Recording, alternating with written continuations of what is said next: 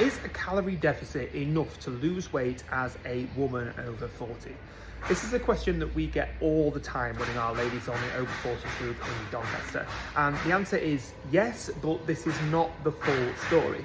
The phrase calorie deficit and calories in versus calories out has been paraded around by personal trainers and fitness professionals for years, if not decades, and sold as the only thing you need to know to get in shape.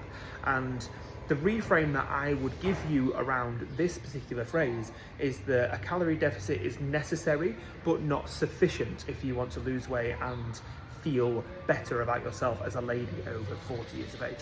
Most women hear the phrase calorie deficit or calories in versus calories out, and they immediately jump to cutting all of the calories out of their diet and treadmilling or cross-trainering themselves to death.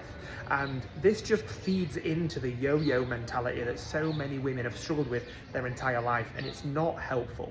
Based on what I've seen in my experience over the last 12.5 years working with women over 40, a healthy body with a sustainable and a sensible approach may not even need to track calories at all. That's not to say that calories don't matter, but if you set yourself up to win, you may not even need to worry about it at all. Before you start tracking calories, here's 4 things you can do to stack the deck in your favor as a woman over 40. Number 1 is to set an eating and fasting window. This should be a minimum of 12 hours per 24-hour day that you abstain from food.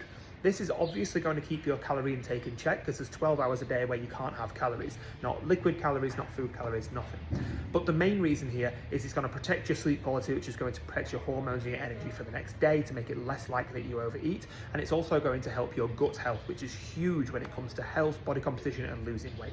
Number 2 is to set some sensible and realistic meal times or rough meal times based on your average day. If you know that you have certain times of the day where it's easy for you to be able to sit down and grab a meal, set yourself up to win by planning a meal in at that time. Don't expect yourself to get a meal on the go because those are the riskiest times. Fast when it's easy to fast and eat when it's easier to eat.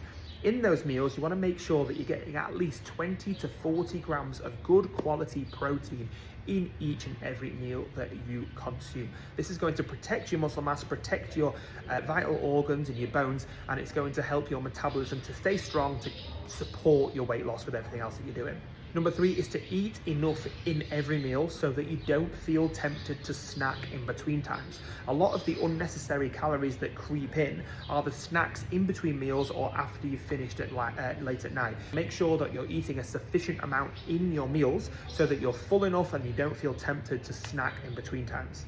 And number 4 is to get moving. Move your body. Human beings, whatever age, whatever gender, are supposed to move every single day. Whether you go for a walk, whether you do yoga, whether you do Pilates, or whether you do strength training, which is my preference for ladies over 40, this is the most important thing you can do with your body every single day. Get moving, go for a walk, do some weights, do something, and that will really support your calorie output, not just your calorie input. If none of this works, then you can start tracking your calories, but set yourself up to win first by doing these 4 things, and you'll have a much easier time getting the weight off, toning up, and feeling better about yourself. I hope that helps. If you found it useful, please share the video or tag somebody who needs to hear this message in the comments below.